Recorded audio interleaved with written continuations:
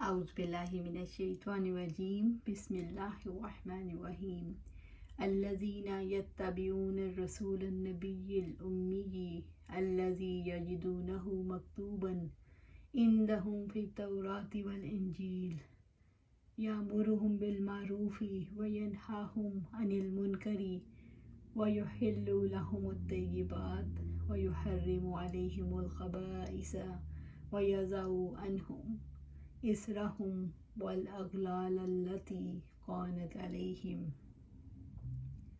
فالذين آمنوا به وعزروه ونصروه واتبعوا النور الذي أنزل معه أولئك هم المفلحون۔ جو لوگ اس رسول کی پیروی کرتے ہیں جو امی نبی ہیں، جسے وہ اپنے ہاتھ تورات اور انجیل میں لکھا ہوا پاتے ہیں، وہ ان کو نیکی کا حکم دیتے ہیں اور انہیں برائی سے روکتے ہیں، اور ان کے لیے پاک چیزیں حلال کرتے ہیں اور ناپاک چیزوں کو ان پر حرام کرتے ہیں، اور ان پر سے ان کے وہ بوجھ اور توق اتارتے ہیں جو ان پر پڑے ہوئے ہیں۔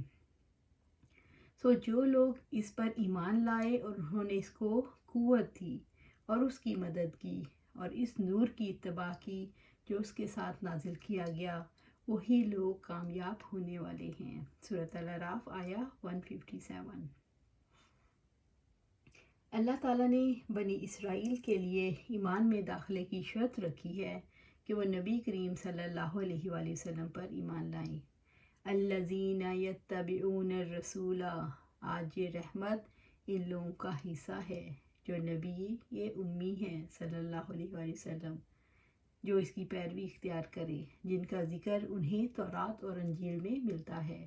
النبی، نبی وہ ہے جس نے کامل اعتقادات، کامل اعمال اور اخلاق اور احوال و مقامات کی وحی کے ذریعے سے خبر دی۔ الامیہ، جو لکھنا پڑھنا نہیں جانتا۔ الذی یجدونہ مکتوبا عندہم فی التوراۃ والانجیل، یعنی آپ صلی اللہ علیہ وآلہ وسلم کا نام اور آپ صلی اللہ علیہ وسلم کی صفات تورات میں اور انجیل میں لکھی ہوئی پاتے ہیں۔ جو نبی جو امی ہے، امیوں میں پیدا ہوا اور اس کا سینہ علم اور حکمت کے خزانوں سے بھرا ہوا ہے، جس کے بارے میں تمہیں پہلے سے آگاہ کر دیا گیا۔ دیکھیں وہ امی ہونے کے باوجود کیسے کمال اعتقادات اور اعمال کی دعوت دیتا ہے۔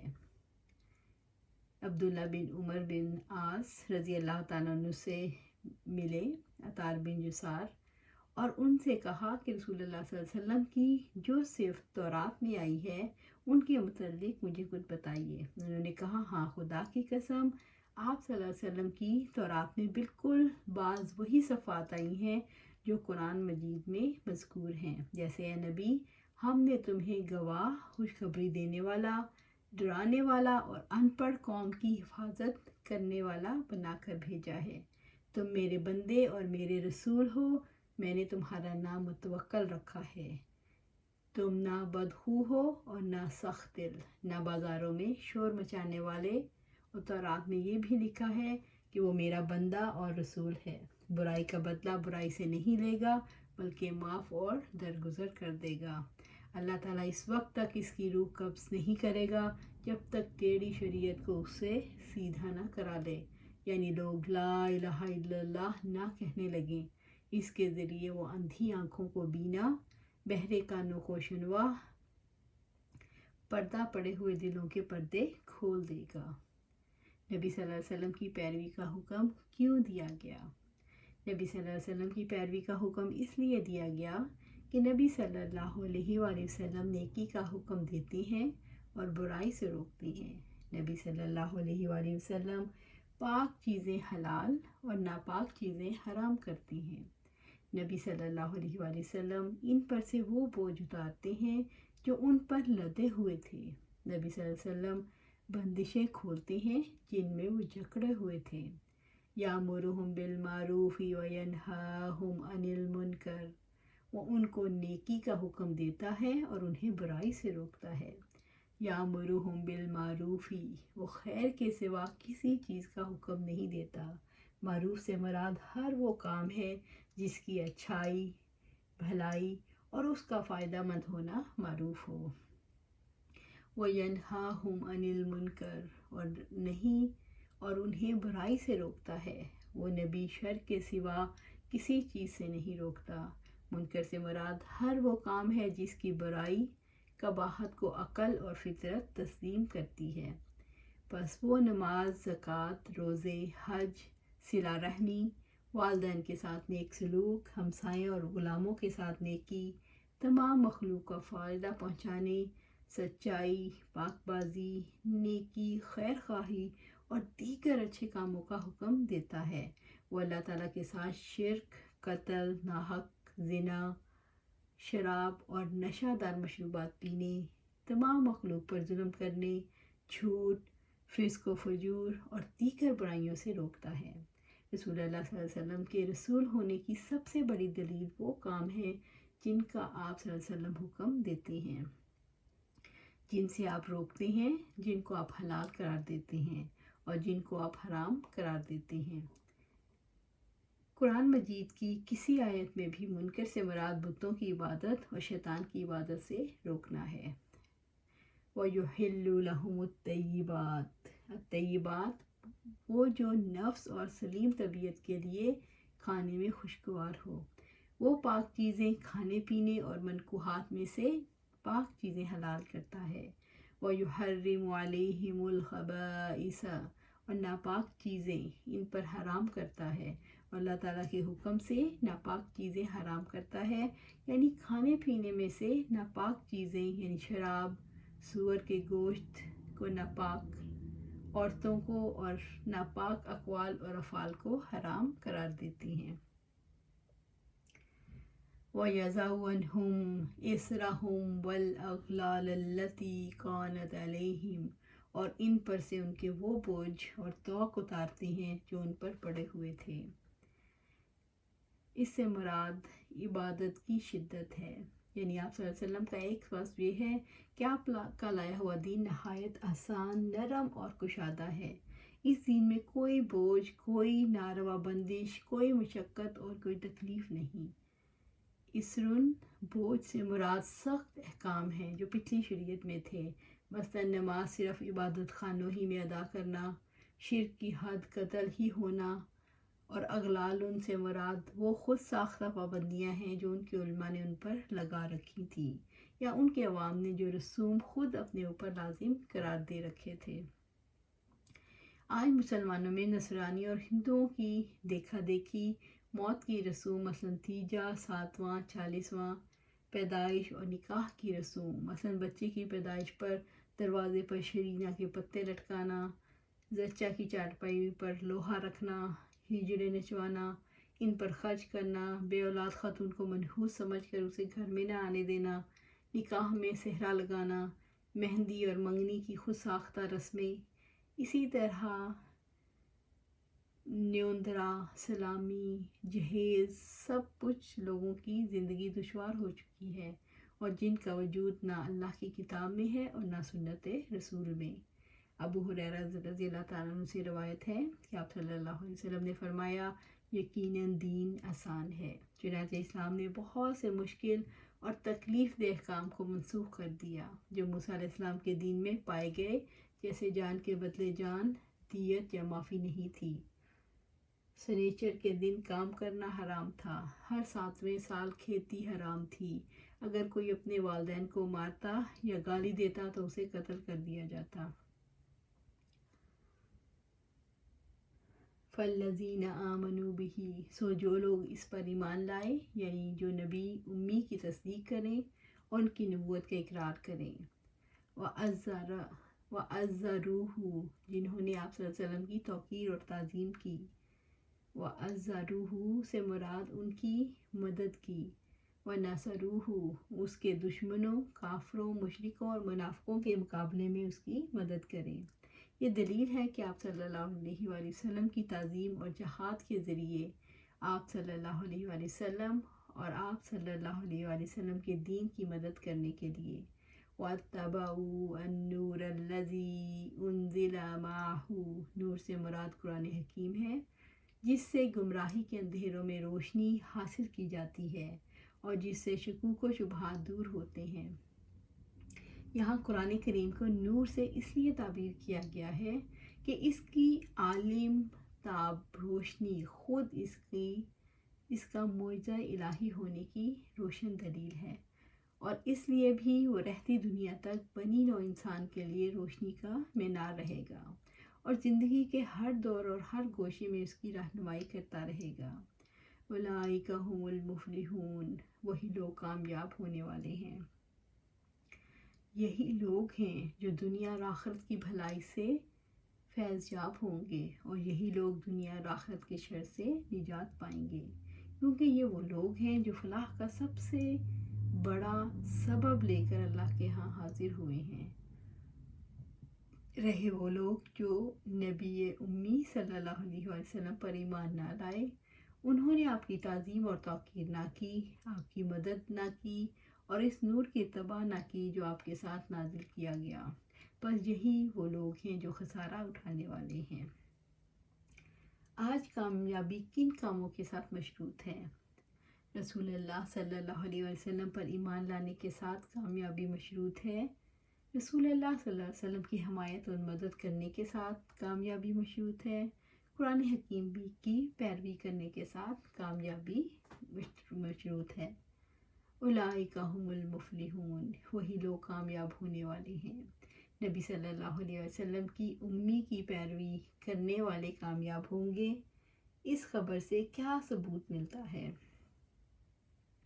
اس سے پتہ چلتا ہے کہ نبی صلی اللہ علیہ وسلم کہ بنی اسرائیل کو رسول اللہ صلی اللہ علیہ وسلم کے بارے میں پہلے سے اطلاع دی گئی تھی۔ یہ اطلاع موسیٰ علیہ السلام کے توسط سے دی گئی۔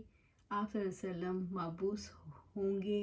آپ صلی اللہ علیہ وسلم کی صفات، آپ صلی اللہ علیہ وسلم کی امت کی صفات اور آپ صلی اللہ علیہ وسلم کی رسالت کا طریقہ کار سبھی کچھ پہلے سے بتا دیا گیا تھا۔ اس خبر سے بنی اسرائیل کے بارے میں کیا معلوم ہوتا ہے؟ اس خبر سے بنی اسرائیل کے بارے میں یہ معلوم ہوتا ہے کہ انہوں نے نبی صلی اللہ علیہ وسلم سے برا سلوک کیا، جو بہت بڑا جرم تھا۔ اس خبر سے یہ بھی پتہ چلتا ہے کہ اگر بنی اسرائیل ایمان لاتے تو ان کے لیے بہت سی بھلائیاں ہوتی اور کامیاب ہوتے۔ آج بنی اسرائیل نبی صلی اللہ علیہ وسلم اور ان کی امت کے ساتھ کیا معاملہ کر رہے ہیں؟ آج بنی اسرائیل دین اسلام کو سرے سے مٹانے کے لیے تدابیر کر رہی ہیں، دین اسلام کے اندر تبدیلیاں کرنے کی کوشش کر رہی ہیں، میڈیا کے ذریعے مسلمانوں کے ذہنی اغوا کے لیے کوشش کر رہے ہیں، اسلام کے خلاف آخری فیصلہ کن جنگ کی تیاریاں کر رہے ہیں۔ پیغمبر کی آمد کے بعد بڑی نیکی کیا ہوتی ہے؟ پیغمبر کی آمد کے بعد بڑی نیکی اس پر ایمان لانا ہوتا ہے، اور اس ایمان کا مطلب محض کلمہ پڑھنا نہیں، اس کا مطلب شعوری طور پر دین میں داخل ہونا ہے۔ نئے پیغمبر پر ایمان لانا مشکل کیوں ہوتا ہے؟ پہلے سے موجود مذہب سے وابستگی، روایات یا رسوم و رواج کی وجہ سے ہوتی ہے، مگر نئے پیغمبر پر ایمان شعوری فیصلے سے لایا جاتا ہے۔ انسان جب اس حقیقت کو قبول کرتا ہے تو جماعی دین اور رسوم کو چھوڑ دیتا ہے۔ اس لیے یہ سادہ سا ایمان ہر دور میں انسان کو مشکل محسوس ہوتا ہے۔ قُلْ يَا أَيُّهَا النَّاسُ إِنِّي رَسُولُ اللَّهِ إِلَيْكُمْ جَمِيعًا الَّذِي لَهُ مُلْكُ السَّمَاوَاتِ وَالْأَرْضِ لَا إِلَٰهَ إِلَّا هُوَ يُحْيِي وَيُمِيتُ وَآمِنُوا بِاللَّهِ وَرَسُولِهِ النَّبِيِّ الْأُمِّيِّ الَّذِي يُؤْمِنُ بِاللَّهِ وَكَلِمَاتِهِ وَاتَّبِعُوهُ لَعَلَّكُمْ تَهْتَدُونَ۔ آپ کہہ دیں، اے لوگو، یقیناً میں تم سب کی طرف اللہ کا رسول ہوں، وہ ذات جس کے لیے بادشاہت ہے تمام آسمانوں اور زمین کی، اور اس کے سوا کوئی معبود نہیں، وہی زندہ کرتا ہے اور وہی مارتا ہے، سو تم اللہ تعالیٰ اور اس کے رسول پر جو امی نبی ہے ایمان لے آؤ، اور اللہ تعالیٰ اور اس کی باتوں پر ایمان رکھتا ہے، اس کی پیروی کرو تاکہ تم ہدایت پاؤ۔ سورۃ الاعراف آیہ 158۔ اس آیت میں نبی صلی اللہ علیہ وآلہ وسلم کو حکم دیا گیا ہے کہ آپ پوری دنیا میں اپنی رسالت کا اعلان کر دیں، یعنی مکہ سے عرب اور عرب سے پوری دنیا تک یہ پیغام پہنچا دیں کہ میں تم سب کی طرف اللہ کا رسول ہوں۔ رب العزت نے سورہ سبا میں ارشاد فرمایا وَمَا أَرْسَلْنَاكَ إِلَّا كَافَّةً لِلنَّاسِ بَشِيرًا وَنَذِيرًا وَلَكِنَّ أَكْثَرَ النَّاسِ لَا يَعْلَمُونَ، اور ہم نے آپ کو تمام انسانوں کے لیے خوشخبری دینے والا اور ڈرانے والا بنا کر بھیجا، مگر اکثر لوگ نہیں جانتے۔ سورۃ سبا آیا 28۔ وَمَا أَرْسَلْنَاكَ إِلَّا رَحْمَةً لِلْعَالَمِينَ، اور ہم نے آپ کو نہیں بھیجا مگر سارے جہانوں کے لیے رحمت کرتے ہوئے۔ سورۃ الانبیاء آیا 107۔ انس بن مالک رضی اللہ تعالیٰ عنہ سے سنا کہ ایک بار ہم آپ صلی اللہ علیہ وآلہ وسلم کے ساتھ بیٹھے تھے، اتنے میں ایک شخص اونٹ پر سوار ہو کر آیا اور اونٹ کو مسجد میں لا کر باندھ دیا، پھر پوچھنے لگا بھائیو تم لوگوں میں محمد صلی اللہ علیہ وآلہ وسلم کون ہے؟ نبی صلی اللہ علیہ وسلم اس وقت لوگوں میں تکیہ لگائے بیٹھے تھے۔ ہم نے کہا محمد صلی اللہ علیہ وسلم یہ سفید رنگ والے بزرگ ہیں جو تکیہ لگائے تشریف فرما ہیں۔ تب وہ آپ صلی اللہ علیہ وسلم سے مخاطب ہوا، اے عبد المطلب کے فرزند۔ آپ صلی اللہ علیہ وسلم نے فرمایا کہو میں تمہاری بات سن رہا ہوں۔ وہ بولا آپ صلی اللہ علیہ وسلم سے کچھ دینی باتیں دریافت کرنا چاہتا ہوں اور ذرا سختی سے پوچھوں گا تو آپ اپنے دل میں برا نہ مانیے گا۔ تو آپ صلی اللہ علیہ وسلم نے فرمایا نہیں، جو تمہارا دل چاہے پوچھو۔ تب اس نے کہا میں آپ کو آپ کے رب اور اگلے لوگوں کے رب کی قسم دے کر پوچھتا ہوں کہ آپ کو اللہ تعالیٰ نے دنیا کے سب لوگوں کی طرف رسول بنا کر بھیجا ہے؟ آپ صلی اللہ علیہ وسلم نے فرمایا ہاں۔ اللہ کی قسم جس کے ہاتھ میں میری جان ہے، میرا ذکر اس امت کے جس یہودی نصرانی کے پاس پہنچے اور مجھ پر اور میری وحی پر ایمان نہ لائے اور مر جائے وہ جہنمی ہے۔ پہلی رسالتیں کیسی تھیں؟ پہلی رسالتیں مقامی تھیں اور محدود زمانے کے لیے تھیں۔ جابر بن عبداللہ رضی اللہ تعالیٰ عنہ نے کہ نبی صلی اللہ علیہ وسلم نے فرمایا تمام انبیاء اپنی اپنی قوموں کے لیے مبعوث ہوئے تھے، لیکن میں تمام انسانوں کے لیے عام طور پر نبی بنا کر بھیجا گیا ہوں۔ ہر رسالت میں کیا ہوتا تھا؟ ہر رسالت میں شریعت کے کچھ احکامات میں ترمیم یا اضافے کا کام ہوتا ہے۔ آخری رسالت ایک مکمل رسالت تھی۔ الذی لہ ملک السماوات والارض، وہ ذات جس کے لیے بادشاہت ہے تمام آسمانوں اور زمین کی۔ اللہ رب العزت نے فرمایا کہ محمد صلی اللہ علیہ وسلم اس ہستی کی جانب سے رسول ہیں جس کی حکومت آسمان اور زمین میں ہے۔ وہ اپنے کلی علم و حکمت اور تکوینی احکامات کے ذریعے سے کائنات کا نظام چلاتا ہے۔